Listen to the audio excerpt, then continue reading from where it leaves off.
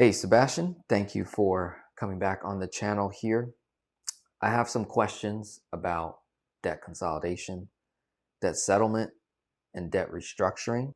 What are these things? When do they make sense? What's the difference between these three things? On this channel, as you know, and on yours, we talk a whole lot about debt, paying off debt, accelerating debt, using different debt elimination strategies such as snowball, avalanche, cash flow index, velocity banking, even using a cash value life insurance policy to eliminate debt, free up cash flow, build credit. These are all wonderful things. But then there are numerous case studies, numerous scenarios that I believe you deal with more than I do as it relates to when people are approaching these potential options that they think hmm is best for them. And I think what happens in my case is I end up working with people who are already in it.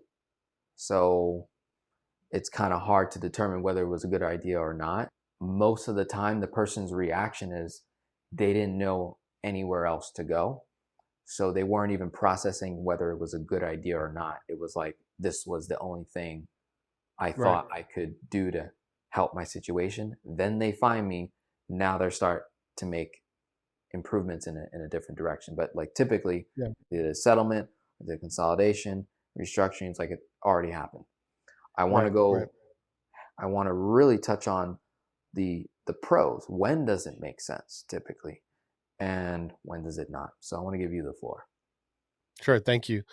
So I guess first thing I want to say is that what gets really confusing is that depending on which website or firm you're looking at, they actually use these words interchangeably. So you'll see one company talking about debt restructuring, but it sounds like what they're explaining is debt settlement, and another's talking about consolidation, but it sounds like restructuring. And they'll argue, well, no, this is restructure, this is consolidation. So I think the first thing we should do is I'm at bankrate.com. I'm just going to read like a basic simple definition of all three of them so we can kind of establish that premise. And then when would there a good use case be, or when should you just not even consider that?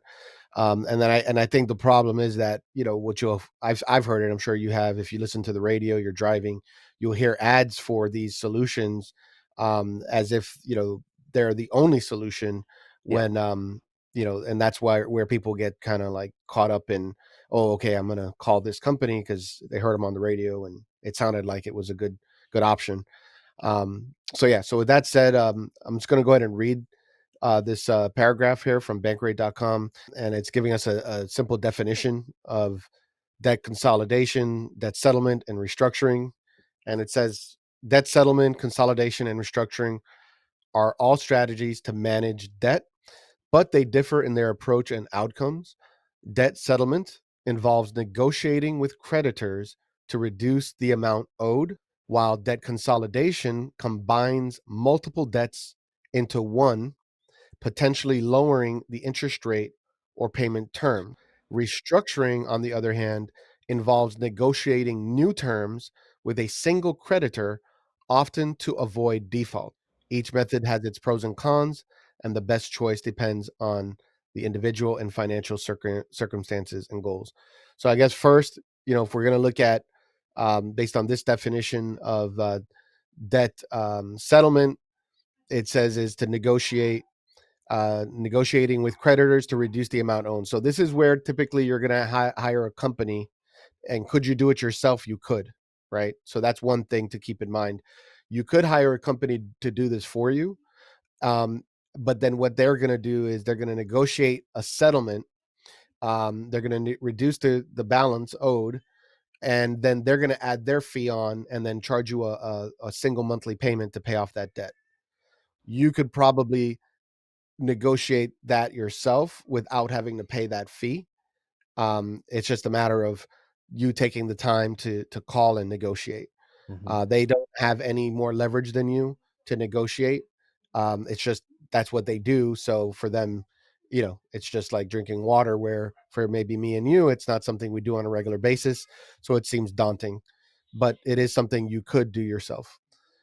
Debt consolidation combines multiple debts into one. So now that's going to be where, we're using a line of credit, we're using a term loan that has a lower rate, and we're basically paying off other debt and consolidating it into one debt with a lower interest rate, or that has functionality that can be advantageous to us.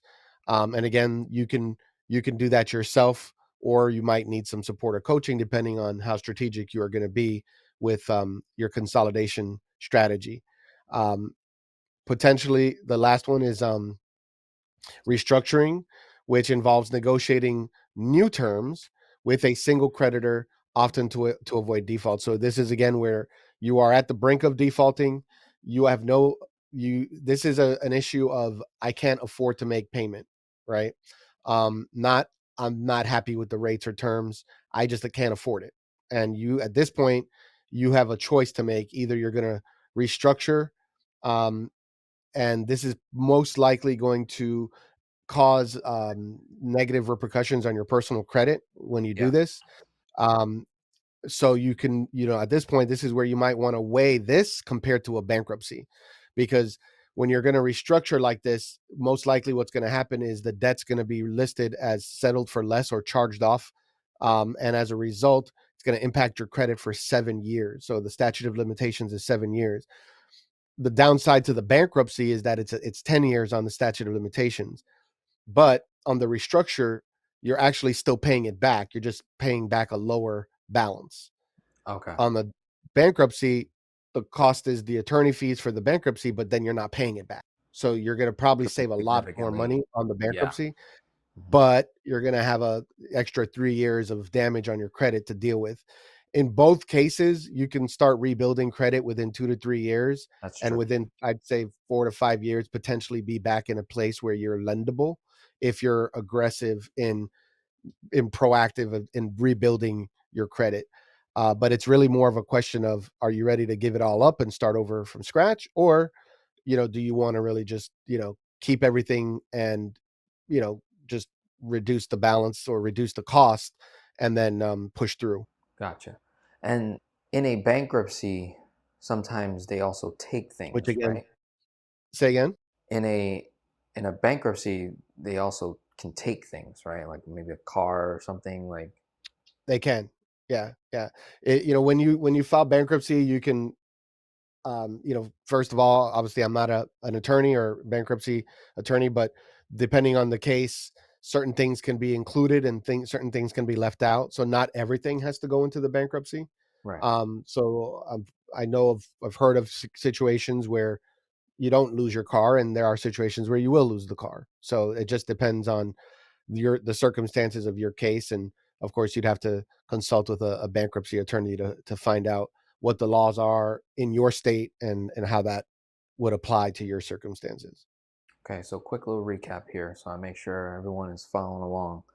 Debt consolidation combines multiple debts into one loan, essentially.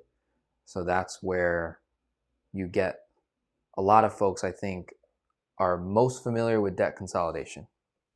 Yeah. That's where you can take out a home equity loan and you consolidate all your credit card debts into your home equity. Some Right. people do that, or you get a big jumbo loan, or you get mail where they're like, consolidate with us, pay all your debt off, and have Right. one payment. That's the Yep. attraction there. It's simple. Oftentimes you're paying a lesser interest rate. Doesn't mean you're paying less interest. That's something Right. to keep in mind.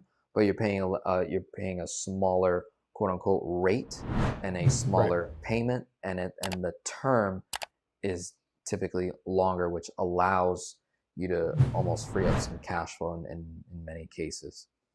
And then the And debt, also, instead of having multiple payments, you now just have one payment, just one, right? which is also another feature that makes it attractive to people.